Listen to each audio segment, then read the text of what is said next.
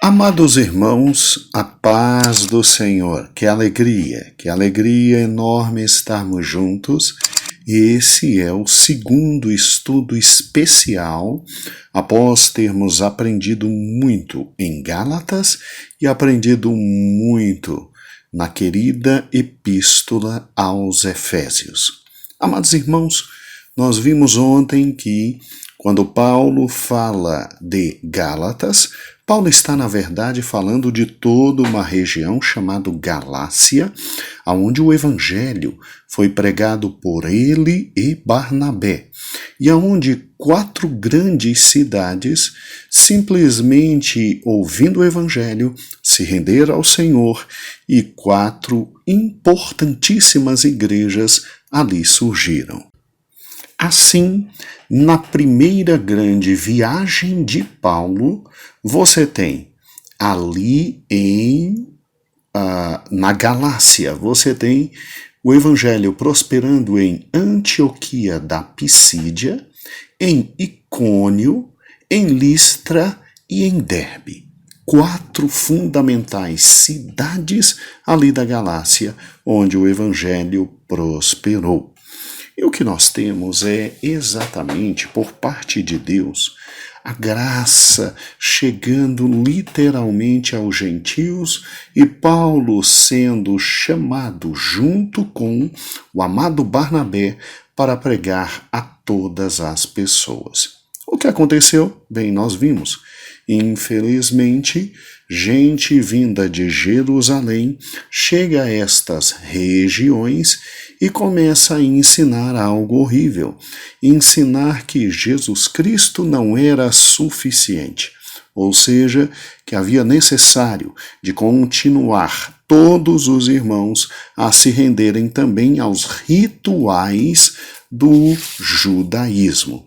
E aí, obviamente, pregando e dizendo que Paulo não tinha ensinado tudo aos irmãos, eles simplesmente diziam: olha, para ir para o céu, vocês precisam de leis, acompanhar as leis dietéticas, ou seja, come isso, não come aquilo, come isso, não come aquilo.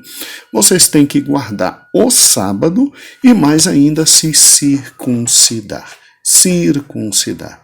Meu Deus do céu, quando Paulo soube disso, imediatamente Paulo simplesmente escreve a carta a toda esta região, a estas 4 igrejas, para dizer: olha, Jesus é suficiente, não há necessidade de mais nada e o judaísmo não mais deve ser objeto de prática por todo aquele que agora vive em Jesus Cristo. Em Jesus Cristo.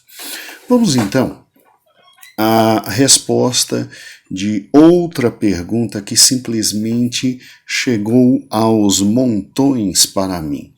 Pastor, como é que simplesmente alguém sai de Jerusalém e faz esta confusão? Que história é essa de gente saindo de Jerusalém e fazendo essa confusão nas igrejas? Bem, para quem não sabe, Jerusalém era, nesta época e durante todo o primeiro século, Jerusalém era a igreja mãe, a igreja sede.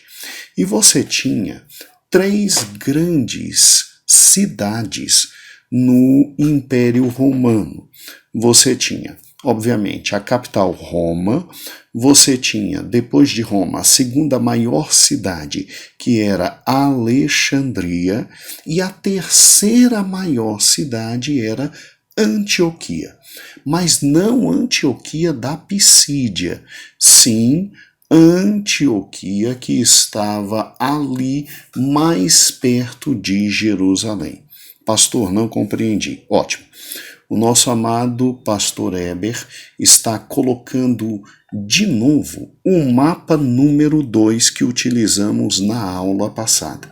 Então veja que interessante. Você no mapa 2 tem a primeira viagem de Paulo. Ok? E você pode ver que aqui embaixo está Jerusalém e aqui em cima está Antioquia, de onde saíram Paulo e Barnabé, e foram a Salamina, a Pafos, chegaram a Perge, e aí chegaram na primeira cidade da Galácia, que é Antioquia da Pisídia. Então, não é para confundir Antioquia da Pisídia com a primeira Antioquia aqui. Esta Antioquia aqui é aquela primeira grande cidade do Império Romano a ser atingida pelo Evangelho. Onde é que está isso? Em Atos, capítulo 11, versículo 19, diz que após Estevão ter sido morto, veio uma grande perseguição e tribulação sobre os discípulos do Senhor Jesus, e esses discípulos se espalharam por várias regiões do império, como Fenícia, Chipre e Antioquia. Tá vendo? Esta Antioquia aqui não é a mesma Antioquia da Pisídia, como está aí no mapa apresentado pelo pastor Eber para cada um dos irmãos. E diz que simplesmente o evangelho cresceu tanto nessa cidade chamada Antioquia, e era uma cidade importantíssima, porque era a terceira maior cidade do império, só atrás da capital Roma, e somente atrás de Alexandria, que ficava ali no norte da querida África, né? E ao chegar ali, o evangelho cresceu tanto, que no versículo 22 de Atos 11, você tem a igreja de Jerusalém enviando Barnabé a Antioquia. Por que Jerusalém envia Barnabé a Antioquia? Porque Jerusalém era a igreja mãe. E Jerusalém continua sendo a igreja mãe até o ano 70, quando destroem Jerusalém e vem um grande momento terrível sobre a igreja mãe, que era Jerusalém. Então, Jerusalém, segundo o versículo 22, manda Barnabé a Antioquia para quê? Para Barnabé chegar lá, falar direitinho aos irmãos, ensinar direitinho o evangelho, ver de quão grande era Barnabé, né? Quão grande era Barnabé. E o trabalho de Barnabé fora tão grande, tão fantástico, que simplesmente, meus amados irmãos, Barnabé, ali estando, muita gente se une ao Senhor. E Barnabé, sabendo, meus amados irmãos, que aquela era uma região muito boa para se investir, Barnabé sobe até Tarso. Tá vendo aí o mapa? Ó, Antioquia, Tarso está bem pertinho. Quem está em Tarso? Nosso amado irmão Paulo.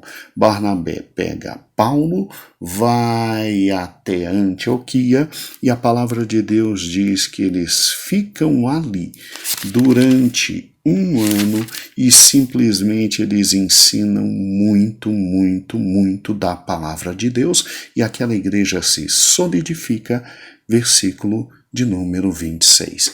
E aí depois nós vemos lá em Atos 13 que esta igreja, sob revelação do Espírito Santo, envia Paulo e Barnabé para a primeira grande viagem missionária, e aí surgem todas as igrejas da querida Galácia, para onde Paulo simplesmente envia esta epístola.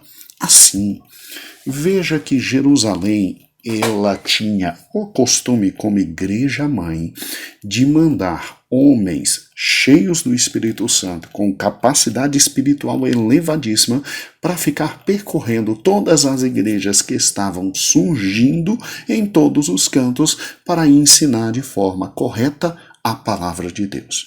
Só que, infelizmente, chega a Galácia,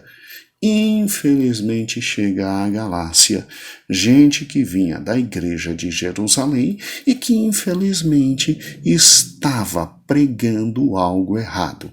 Estava pregando que o judaísmo continuava a existir e que o cristianismo não era suficiente, simplesmente tínhamos que, nesta época, ouvir gente nas nossas igrejas dizendo que tínhamos que continuar guardando o sábado, tínhamos que continuar simplesmente levando a sério a dieta judaica de comer o que não era imundo e não se podia comer o que era considerado imundo, então nem sonhar com carne de porco nessa época, segundo esses irmãos, né? E infelizmente ainda levavam a questão da circuncisão, dizendo: se não houver circuncisão, não poderia ter salvação. Então veja, assim como de Jerusalém saía gente cheia do Espírito para simplesmente cuidar das igrejas que estavam surgindo, saía também gente maligna para levar o judaísmo aonde as igrejas estavam simplesmente florescendo. A coisa era tão séria, irmãos, tão séria, que no livro de Atos, capítulo 15, é dito exatamente o que eu acabei de falar para os irmãos.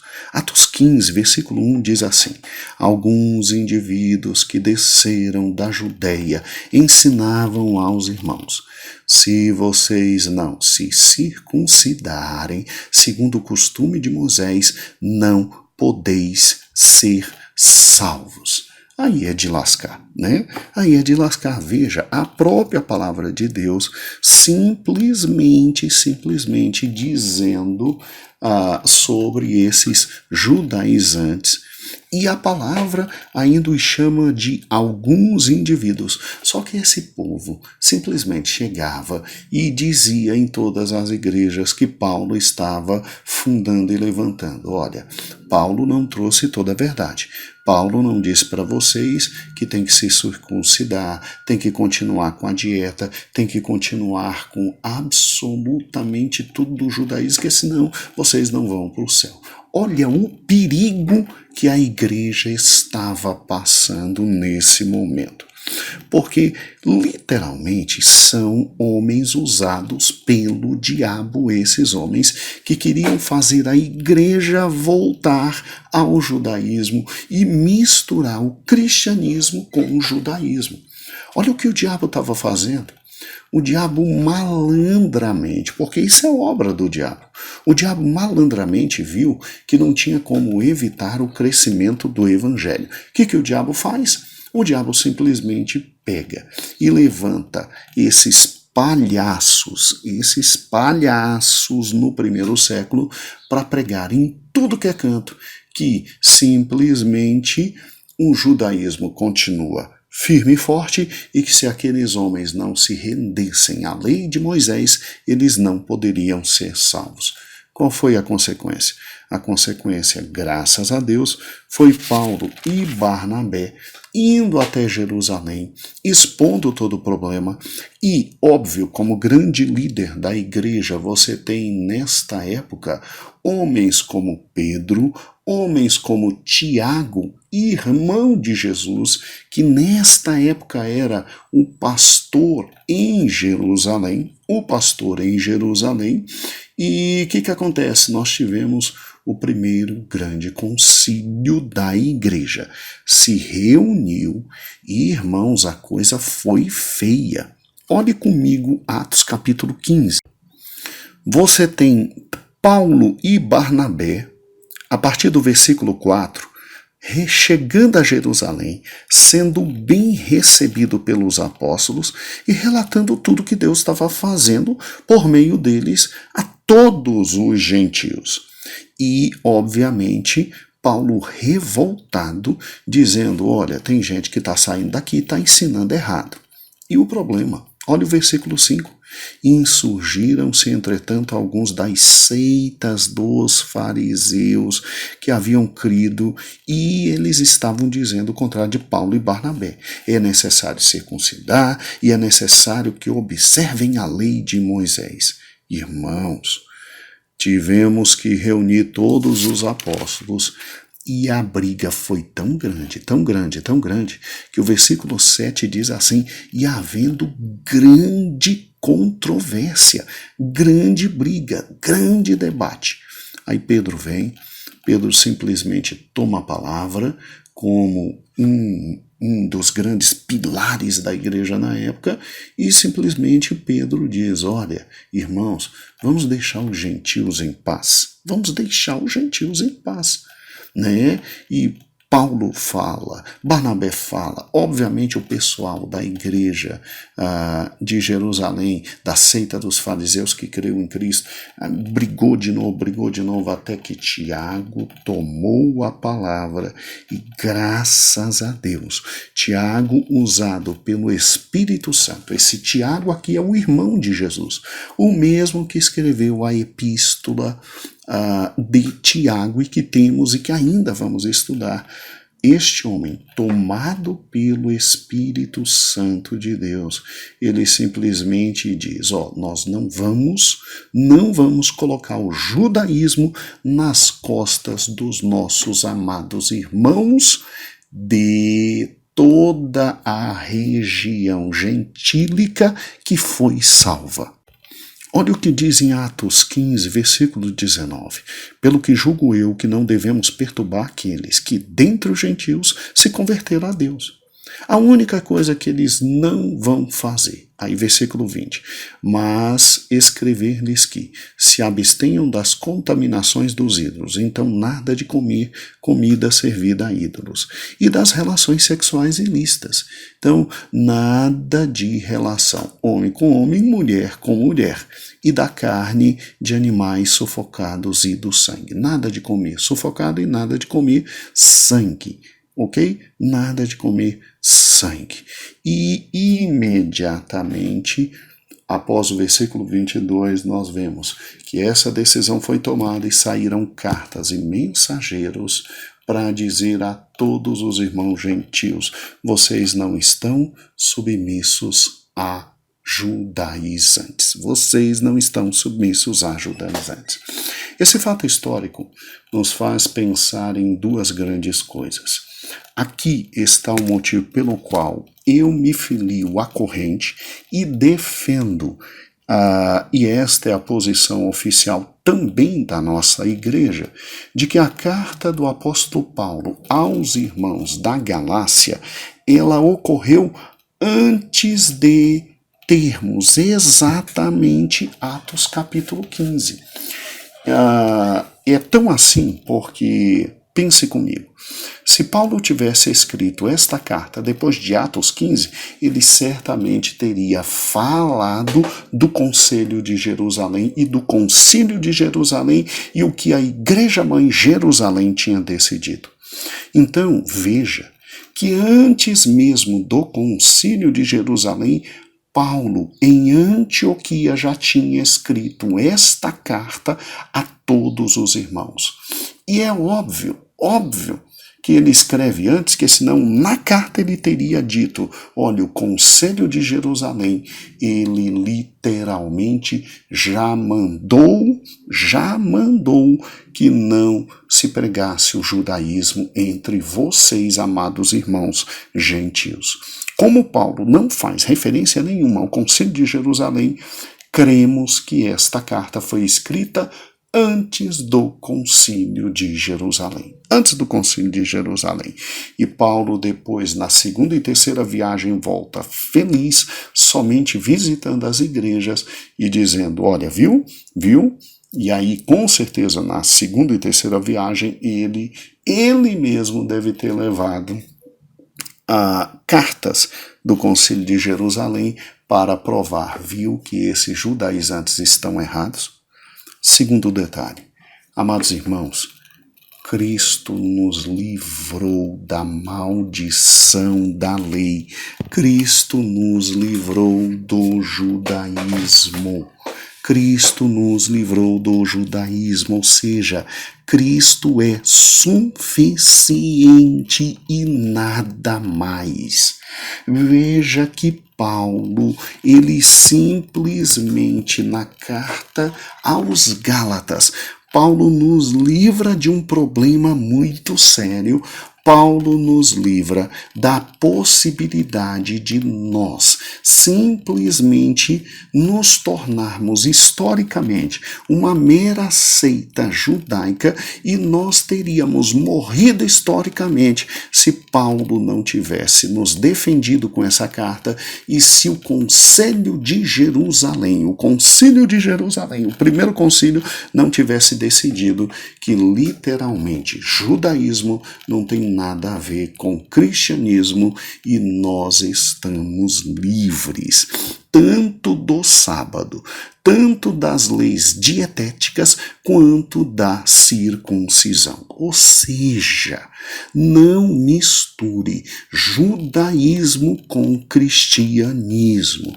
É por isso que nas igrejas evangélicas do Brasil para Cristo, nós não temos Arca da Aliança, nós não temos Festa dos Tabernáculos, nós não temos objeto nenhum judaico desde a época de meu pai, quando meu pai era líder, e agora, quando minha mãe líder é de toda a nossa igreja, preserva-se a mesma tradição.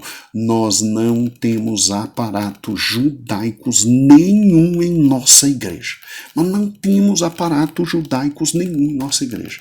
Nada de Arca da Aliança, nada de Festa dos Tabernáculos, Festa das Tendas, nada de judaísmo dentro da nossa igreja. Nada de chofar e tocando aquele chifre, chofar, dizendo que está adorando a Deus. O Senhor nos livrou do judaísmo e o cristianismo é suficiente. Portanto, em nenhuma igreja nossa, nenhum símbolo judaico, nada de judaísmo, porque o Senhor, desde o século I, no Concílio de Jerusalém, nos livrou de simplesmente servirmos a lei mosaica. Amanhã nós continuamos neste assunto que é fundamental e amanhã eu termino de mexer num vespeiro muito grande. Deus abençoe a todos. Muito obrigado pela confiança do seu coração. Muito obrigado, amada direção da igreja, pela confiança a nós dados. Muito obrigado, pastora presidente, pela confiança depositada em nós. Amanhã o Senhor continuará a falar conosco e que Deus nos abençoe. A paz do Senhor, meus amados irmãos.